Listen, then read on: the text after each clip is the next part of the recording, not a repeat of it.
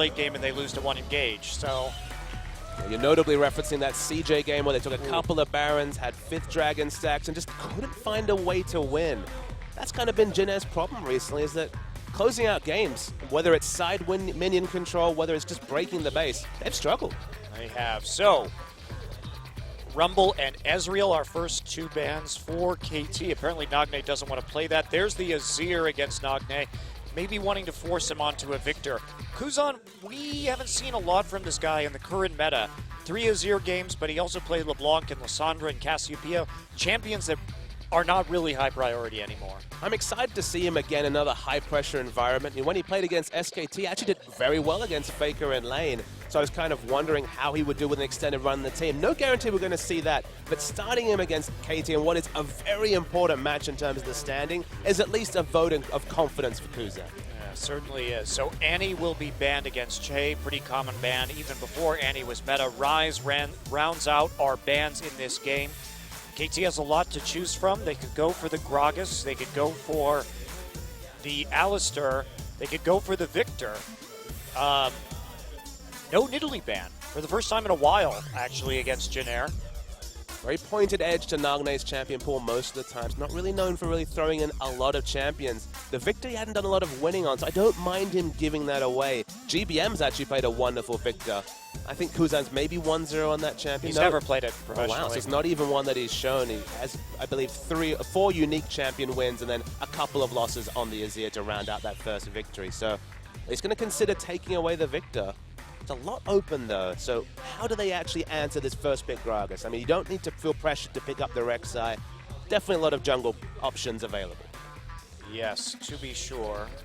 And, you know, interestingly, there are so many Rek'Sai bans against Jin Air. They actually hold a 30% ban rate of Rek'Sai against them, because if you give Chaser a lot of information in the early game, he can really run circles around you. So it can be a bit risky to go ahead and take that, but we will see the Victor and the Alistar locked in. Expected picks when the jungle no longer that priority. I mean, you only need to look back to that series against Sponu where there was that game where Chaser was all over catch with Rek'Sai, just killing him in his jungle. It was that was rude. Yeah. So Chaser can present many different questions, whether it's the Nidalee for the high damage ganking threat, whether it's the Rek'Sai for the CC threat. If we see a Maokai come through, I wouldn't be surprised to see the Nidalee because it makes it more reliable. KT, very early rotation Cogmore potentially coming through. Yeah, we've just seen it over about the last week and a half rise dramatically in terms of priority in the pick phase. So Jin Air, they like to run kite comps with Victor. They like to run Victor, Sivir, Nidalee. That has been a real solid comp for them this season. It was a comp that they wrecked CJ with. 4 warding totems? Yeah, 4 warding totems with this one. Whether they will play it with Kuzan, who tends to be more all-in than GBM, is a bit of a question. Early Cassiopeia, actually, for Nagne, so we talked about that not being a big priority pick, but it is going to come through here. This is a really weird stat that I pulled, Monte Cristo, and I also think of Kuzan as more of the attempting to be lane dominating, more aggressive of the mid laners, but when it comes to GBM and Kuzan, they are third last and last on percentage team damage in the league. So the mid lane has certainly not been a high source of damage for this team. Honestly, when GBM's playing the likes of his 20 KDA Lulu, they probably look the best there. But when he's playing the high damage threats, it hasn't worked out for them. Well, they're just a team that, I mean, sure, Chaser can add what he can from the jungle, but he can have the last pick as well. Yeah, he's going to get that last pick. Although well, it's probably the Echo, actually. Probably. It is the Echo. I don't think Trace is going to be playing top lane Echo in this game. The dream. So, but this is another kite composition coming in.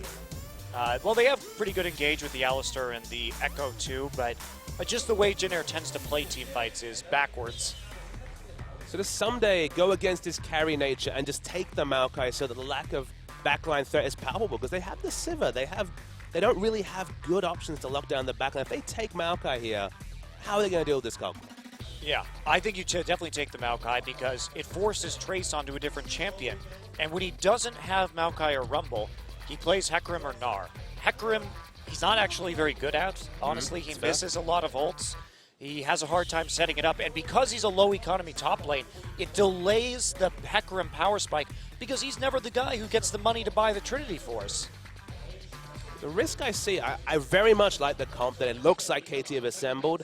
If you plug and play the Victor for the Cassiopeia, we've seen this Victor versus Cassiopeia matchup go horribly wrong for the Cassia, especially if she loses her turret early. And we're expecting high pressure to come out of Chaser because that's just the name of the game from him as a player. We've got good wave clear coming from the bottom, good wave clear in the mid. Man, this would be a different pick for Trace, but maybe it's necessary. Well, Trace wasn't always this way, right? Wasn't he a big Rengar player Yes. once upon a time? He used to be a very hyper-aggressive top laner. There used to be that kill potential for him. And maybe, it's not going to be probably the Rek'Sai. I would be extremely surprised. Trace just having a laugh right there on your screen. And, okay, it's like maybe I was wrong. See the Nidalee flashed over, but honestly, split push Rek'Sai wouldn't actually be that bad in the top lane. It's been a while since we've seen it, but it would fit Trace's playstyle. They would have exactly zero backline threat with that. It's true, but he does play it in solo queue. Well, it's no grouping ever if they do lock in the Rek'Sai. We've seen Samsung Galaxy try to run that comp, but no, they're going to shy away. The Rek'Sai would have been avoid team fights, take down structures. Nah means it's team fight time. It is, and for a team that, as I said, likes to kite, this one's all in. You have the Alistar now, you have the Echo and the Gnar, the huge front line to complement the Victor and the Sivir engage. KT, though, they've got a lot of ways to stop this. Petrifying Gaze, they've got good peel with the Gragas Maokai and Thresh. It's going to come down to frontline damage. And fact is, KT is going to have better 5v5 team fighting late thanks to the Kog'Maw. So essentially, both of these compositions in the late game are just going to be running at each other, and it's entirely dependent on who kills whose frontline first. To me, the big irony of Monte Cristo is that KT are running a comp that Jin are running a comp that KT was kind of monopolizing. They love these Sivir engage comps. That's why we called Arrow Scuttle Crab. It's amazing to see them morph from the all-in, only win with the Sivir Hecarim comps to this peel for the hyper carry. Arrow going completely opposite in terms of AD carry identity from the Sivir to the Kog'Maw. Yeah, it is interesting.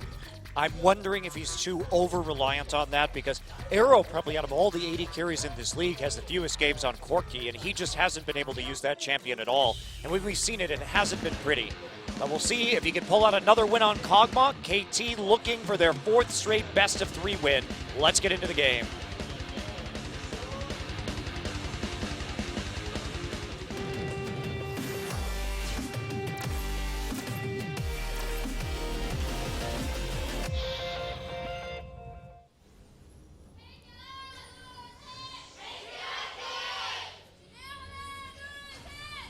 소환사의 협곡에 오신 것을 환영합니다. Welcome to Game 1. KT Rolster versus the Jin Green Wings. Playoff implications galore in this match as Jin finds themselves currently in 6th place, although they haven't played as many matches as some of the other teams, as Nagne will seduce you. Slither around. Are you seduced, Papa Smithy? Oh, you know, a little bit. I see how it is. We'll see how this mid lane matchup goes. Again, Cassiopeia had no luck whatsoever in this same exact matchup. I believe it was SKT versus Ku is when Ku opted into the Cassiopeia, got bossed around by Faker's Victor, and just became a non-factor when her turret went down early. Well, that's probably not going to happen in the same manner here. Of course, Chase is going to find it harder to gank a Victor lane because it doesn't have the instant CC, but there's the possibility, and it feels like if you lose that mid lane pressure, Cassio just can never hold a candle to the instant line wave clear of a Victor. Yeah, that's a big concern, I agree. And this is one of the reasons why we've seen less Kassadin and Cassiopeia here in Korea, is that the Korean teams are very good at bullying you out of lane, taking your turret, and then Cassiopeia just never actually hits a power spike. You have to have that tier. You have to have the Abyssal Scepter as you build in there, and we see the ward going down. We're going to see an attempt Death Ray steal here, as there are only 2 saplings. Gets one of them, and the second one goes to the poison. Okay, so most of the experience going through to Nagne. I've got good news for you, Monte Cristo. Guess who loves to build a little bit tanky with a Tia, maybe a Rylai's and Eliandry's? It's Cassiopeia, so she's back next. Hello, Pickaboo. What are you doing here? And that is a level 1 gank Flay. Goodbye, Kuzan. Oh, jeez.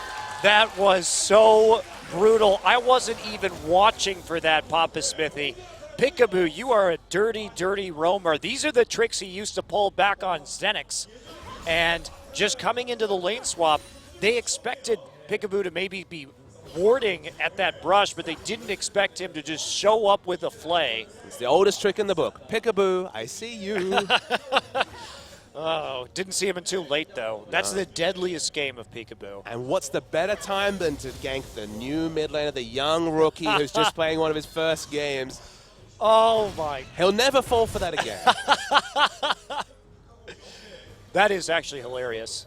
Wow. Also, really effective. Yeah. Sometimes you got to go for a little cheese, Papa Smithy. Peekaboo is a master of the cheese. I mean, they didn't even have to burn a summoner besides exhaust. Kuzan didn't even bother to flash because he knew he was just dead to rights. He cleansed, I think. Yeah, he did cleanse. That was about it. So score now, starting to invade because there's nothing Kuzan can do about this. Chaser going to have to get out of there. He's going to actually, time winds his way out of that. There's a flash. Oh, geez. Chaser, if he had eaten that hook, he had to flash right there. But there's another summoner spell. Burn, KT going hard out of the gates here. They're now turning their sights onto Trace, but Che already under that turret. And this is where we saw things go very badly for Catch against Score. Peekaboo and Score working so well together. It's a treat to see, because remember, bossing around Catch. Okay, Catch not covered himself in glory this season. Chase has been one of the MVPs of this league. He's right up there top 5 in MVP voting. And he's getting bossed around by this new Score Peekaboo duo. Well, what is he supposed to do right there? That was the way he started the jungle pathing, he had to go into that top side to get his second buff just because of how it worked out. And at that time, there was just so much freedom. We also saw the Maokai go down into the bottom side early, and Peekaboo's still going aggressive. Hello, Flay. There's so much information on the top side jungle. Chase level 2 only, still fairly tanky, high health, so won't die. The trade going the advantage. See Chaser pushing into mid, getting some damage on Nagne. Yeah, Kuzan has no mana though, so they can keep doing this. Kuzan very, very low, does slow Chaser down, and they're going to turn this gank around with some nice twin fangs. Yeah, they wanted to change target onto Chaser, but just wasn't able to do that. Chaser didn't have flash, so it would have been fairly easy pickings, but body blocking from Kuzan unfortunately ends up in him losing, what, 3 or 4 health potions? And guess what? The Score's invades still are not here. done. This is just, oh my. Score just having a duel over the Wolves. He has to be careful. Victor could get through to this. Chaser losing out. Parallel Convergence is down, but Score's not going to walk in there for the stun. Stuns the Wolves with a reset. Meanwhile, Someday is also in the jungle. KT. Oh my, this is a very aggressive League of Legends. And we finally get the answer to the oldest question in the book. Who chases the Chaser, Monte Cristo? It's Score. It is. Well, it's also very safe what KT is doing. They're just playing so well as a team. I mean, we talk about this early game. That gank in the mid lane, Someday got into lane very early too, so he has a CS advantage and a level advantage because they knew that Chaser was going to be coming up to that top side. He could just walk down there, and Alistair had already switched it up. Still really heartening to see one smart play from Peekaboo leading to another smart invade, leading to a nice pressure, and we saw almost complete vision of multiple camps in the top side, meaning that Peekaboo could play so aggressive even in the 2v2 lane.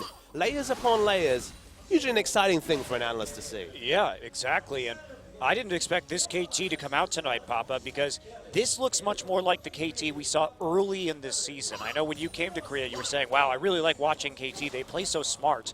And then somehow they sort of lost that along the way somewhere. But this is the kind of play that they were demonstrating towards the end of spring season and the beginning of summer. I don't know if that's, again, the Peekaboo Score synergy that we talked already so much about, but... Oh my, geez. Tracer's going to get grabbed and flayed, and they have to knock him back, the Kog'Maw back with the headbutt. Trace not taking too much damage there.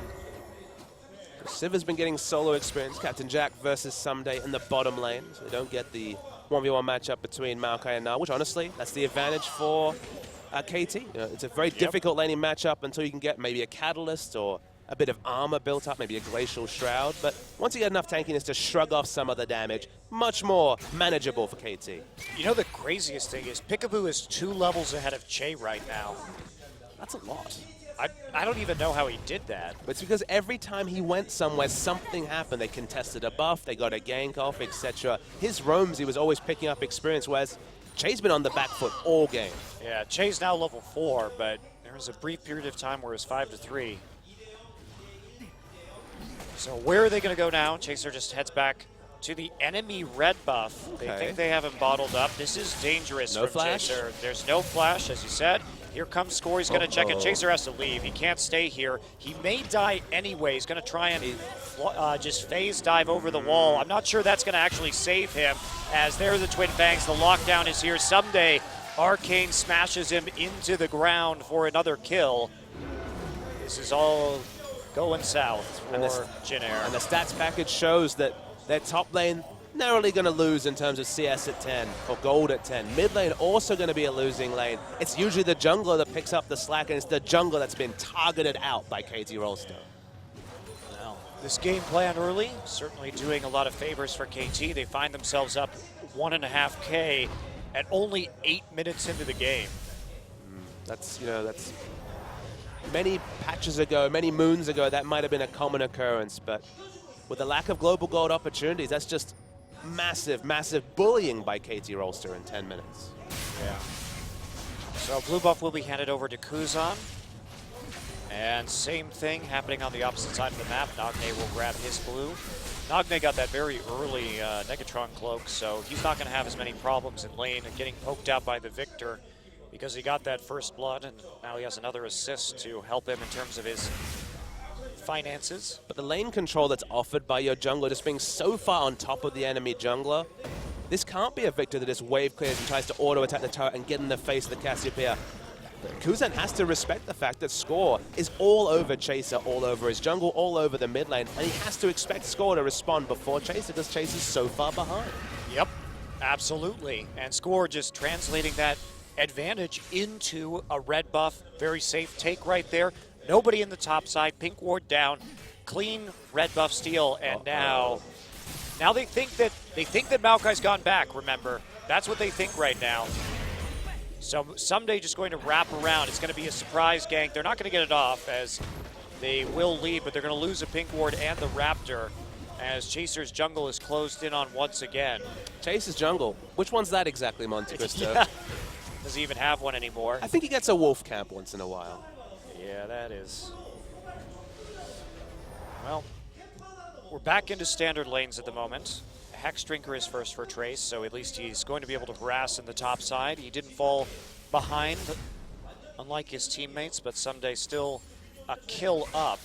Yeah, building for team fights rather than for lane. Glacial Shroud would have been probably the more selfish laning choice, but it's going to be building towards the righteous glory. Health and sustain still going to be very useful against the very irritating chip damage harass coming through from Trace on the Gnar. Okay. Turning to lane now. Uh-oh. There's a parallel convergence. It's going to come through, but the phase dive doesn't activate it. Lantern will take him out. Chain misses his pulverize, and here come the TP. Score's already there on the rebound. Arrow has the exhaust down onto him. He's going to have to flash for that, but they do pick up Captain Jack as they target him with the teleport, and Gnar just unable to do anything. Chrono Break not going to save Chaser, but the phase dive will. But the hook over the wall. Peekaboo following it up. Nagne low. Nagne gets a summoner heal. Uses that. Here They're going to keep trying chasing. Here comes another hook out of the black. Play over the wall. Hook. Nope. Just flash from Peekaboo. Peekaboo decided they were going to win this game, and they were going to win it quick, because he has dictated 11 minutes purely off his own back. Peekaboo has come out so strong since his movement to KT. He's back with his own Zenix lane, his old Zenix lane partner, Arrow. They've worked out the kinks. He's operating so well with Score. But you look at this synergy, and it's hard to point to a better jungle support synergy over the second round robin than these two guys. In recent performance, I think you have to say it. So we're going to see the replay. It looked like it was going to be bad times for Arrow, but Jay first missed hook. the pull too. That's really bad. And then Score comes in, he's over-leveled. He has the items on top of the Echo as well. Maokai means that Captain Jack's the first to go down, and they just don't have the damage to get down Arrow, even though he's down to 400 health at one point in this fight. But the predictive hook. Look at that petrifying gaze too. If Jinair turns away from that, they turn into the rest of the team, so there's no chance to really dodge it out. Then Peekaboo, the patient, play over the wall, and he just going to wait right there. I don't know why he flashed. And then Trace, you could see him frustrated. Remember, he was on 90 rage most of that fight, could never make anything happen, didn't even transform into Gnar, and watched 3 members of his team die despite expending his teleport. We were talking about this before the match, Papa Smithy, but we were kind of expecting KT to win this one coming in. And you said, what'd you say? I said the KT are going to dominate Jin Air, 2 sub-26-minute wins, instill false hope, and get smashed by SK Telecom. And you know what? It's looking pretty good so far. You're nailing it, at least in game one. This game has just been taken away from Jin Air and taken away from Chaser, and this is the guy they rely on, and he's behind in items, he's behind in stats. Levels he's actually caught up on. Nope. But he's going for speculative plays. Well, at this point, I mean, he knew how far behind he was. You can criticize him from going into that red buff and dying and all that other jazz, but at a certain point, you have to at least try to make plays. Sure. Because otherwise, you know how the script plays out. If you play it out normally, then what happens is you just die. Because Score and Peekaboo are never leaving your jungle. You'll never get experience. You're going to fall behind. Chaser is going to get bodied here. Exploding cast. Oops. Hook misses. And Score lanterns. Oh, man, there's the play. And Chaser gets out with the chrono break, but eats a twin fang to his demise. And who stands up when Chaser is basically court-martialed out of this game? I don't think there is anyone on Jin. We already discussed Trace. He loses lane in terms of gold, but he doesn't die, but he loses lane well. He does the right thing for a tank top laner. Kuzan and GBM, they don't take over games and carry. It's all about Chaser. Captain Jack's just new in the lineup. Well, Captain Jack actually does do a large amount of the damage, but what is he supposed to do in this situation? He can't 1v5 the enemy team.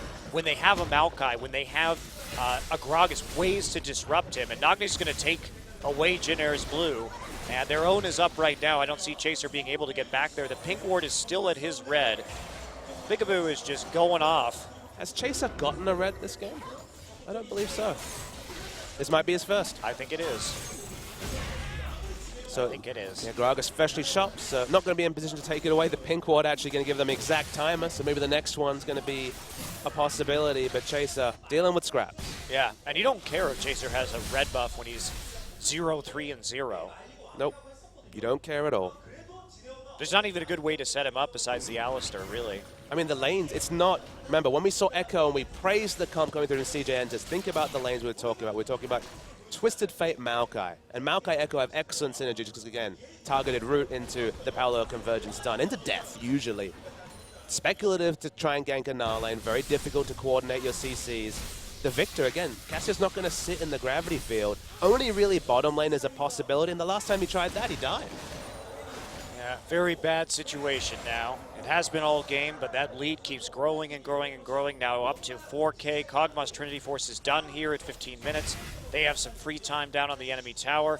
Nagne is forcing Victor out of lane. And are they going to get this? Lantern's there. And it'll be taken out. Thresh grabs Arrow right after the tower kill. Nagne starting to get some nice tower damage of his own. And here comes Score. Oops. Raptor buff runs out. Sad times. The thing that people need to understand about this game, you need to rewind to Peekaboo, because Peekaboo's the one who won them this game. Getting that gank off at level 1 opened up the ability to counter jump, because of course, how can Kuzan react with no cleanse, with under-leveled situation after dying at level 1? That just, basically the flow-on effect of Peekaboo's smart move at level 1 is what has allowed KT to just completely dominate 16 minutes of this game. And honestly, you have to wonder with Peekaboo, what happens in a world where Peekaboo isn't injured and he actually plays for SKT, because that is terrifying. Well, did you see much of him last season? Because of course, yeah, he played well. He wasn't at this level, that's for sure. What percentage of playing time was he getting? Very small, very small. So maybe they were working him into the lineup, and then the injury forced their hands in a lot of ways. I know you were skeptical the moment they announced that he'd be coming out to this lineup. You're like, but Fix is not bad. Fix is a decent support. What will Peekaboo bring? Wrong. We found out what Peekaboo brings. Well, I didn't know that Peekaboo would immediately transition into a major shot-calling member of this team. And also, best buddies with jungler Score, and of course, jungle support synergy. We can just look back to last Worlds, how important that can be, because their vision level from 3 weeks ago to now, it's upper echelon after being one of their big problems. Yeah, I totally agree with you. Yeah, Fixer definitely a decent support, and you're right, I didn't see the major upside to that, but there were things that I couldn't have known too, like how well he would get function with Score, and also, like I said, his shot calling abilities. I talked to him, and he said, he told me it was rough for a month, but after that, he and Score really are the shot callers on this team, and so with him bringing that in and seeing the improvement in KT's macro play, it is night and day. I think it's nice. I'm sure SKT's happy for him because, of course, they have a support who's been performing in Wolf, who's been very consistent since kind of a sidestep against Anarchy, and now Peekaboo getting his chance to shine and shining bright. Yeah, for sure. Well, Trace is doing some good chip damage to this top lane turret, and they are going to take it. Chasers here on the flank. Someday in a bit of trouble. Has to flash out of the parallel convergence. Can they actually get him, though? Gotta get the stun. Gotta get the chilling smite into the wall. So Someday in a bit of trouble right now. Is just going to arcade smash. Wow, he's just too tanky. They can't kill him. There's no damage. No items on Chaser. It's only an Alistair to help for damage. Only really provides CC, and at the same time, they're going to lose Dragon and potentially a couple of kills. Yeah, we'll see. Someday can come in with the TP if he needs to. Victor's here, but they're not going to go for it. But in the end, what does Jin Air get? They can't even take out the turret. Well, I mean, what did KT get? They get the Dragon, they chase out in top, and hey, they're going to get the mid turret probably too. Yeah, that is... Oh boy. I mean, you got to go for something if you're Jin Air, right? Try for a gank onto the Maokai. Unfortunately, they didn't have Captain Jack or Kuzan there to actually finish it off, and here comes Arrow. He's scared. You shouldn't be scared. There's no gravity field right now. Well, that's gold, not in the pocket. Peekaboo's going to go up and auto it like a boss. He's thinking about it.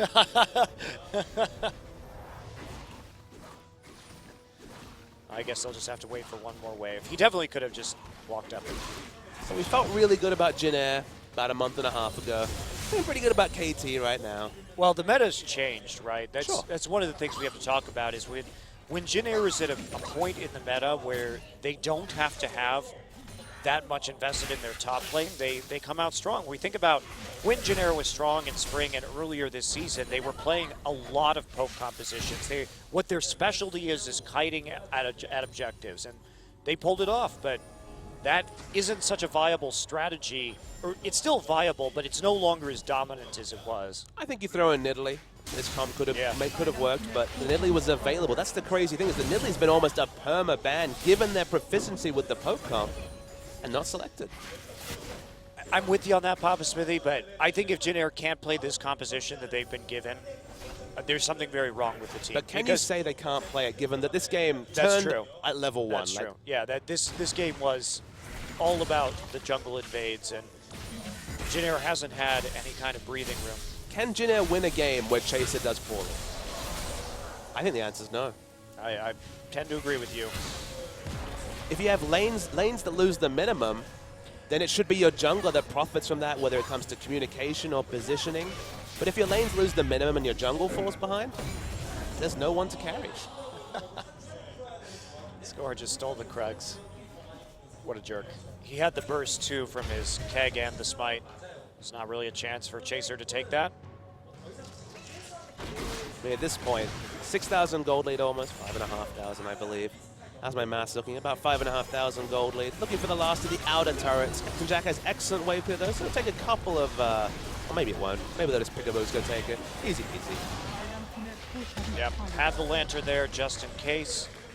Head back out right now. Still not sure which one is Chaser's jungle. Well, KT decided that he didn't get to have a jungle this game, unfortunately for him. But I praised KT's ability to snowball against Spenu when we saw that and how dominant Score was. They did drop the ball in the second game, but KT is a team that these days, if you give them this much control early, they know how to run with it and punish you to the maximum possible degree. And maybe we should temper our excitement because SK Telecom will not give them this early game. That's true. But Peekaboo, I mean, he did something no one would have expected. He did something that you see maybe once in a while in solo queue, maybe in a scrim, but in a competitive game, just hanging out of vision and getting the level 1 kill won in this game. So the next game, probably not going to be such the level of shenanigans. Can KT shine so bright 2 games in a row? Well, it was such a foresight for him to do that too, because there have to be specific conditions that are met, right? You have to have the lane swap. You have to ward their buff and realize that they're not on that side of the jungle so you can pull it off, and then you just go for the surprise play, because usually these days it's just playing with the meta. right? Because the standard lane swap in Korea is somebody freezes, the AD carry will freeze, and the support will try and roam and disrupt the jungle pattern. So if you're jungling on your strong side, well then Peekaboo can make a play like that onto your mid lane. If you're jungling on your weak side, well then it's pretty standard and expected. So he's kind of taken it one step further down the line. And the opportunity cost was so low. Like there was nothing that they. If the gank hadn't come off, he would just walk to lane. They would have lost nothing out of it. Just because, as you mentioned, Jin Air were playing the standard playbook, and KT threw it out, did something different, and profited to the degree that it snowballed a 6,000 gold advantage. Yeah, he didn't even have to get the first blood there. Like you're saying, if he gets a summoner out, even if he just gets damage out, Nagne is in a much better position. I mean, the only thing I'll say is that because they got the kill, by the time Victor came back to lane, they were contesting a buff, and he was so far behind in experience that he kind of had to pick up the minions. So even though he had the shortest distance to contest the jungle invade, he couldn't. So it really, really helped in that particular regard. Jenna trying to get their turret finally, but multiple members from KT and a quick Peekaboo coming. Yeah, Peekaboo use that, but gets it spell shielded. Quite obvious. The telegraphed death sentence, but the dragon up in 40 seconds. And 2 turrets though. That's some global gold. Yep. Trace did a very good job of just methodically picking away at that objective. He's going for a fast ball of Malmortius. So interestingly, Jin Air's answer to this is going to be split push with Gnar, which is actually smart because that's about the only thing they can do. It probably will be the more now that I think about it. Of course, Frozen Mallet does build out of the pickaxe, but just given the itemization required against the team, more is probably the most immediate power spot. Yeah, and also a way that they could at least have pressure onto one lane with this Maokai, who hasn't been building. I mean, he's getting a Frozen Heart now, but there it is. Okay, well, it's done. That does make things harder. Considerably.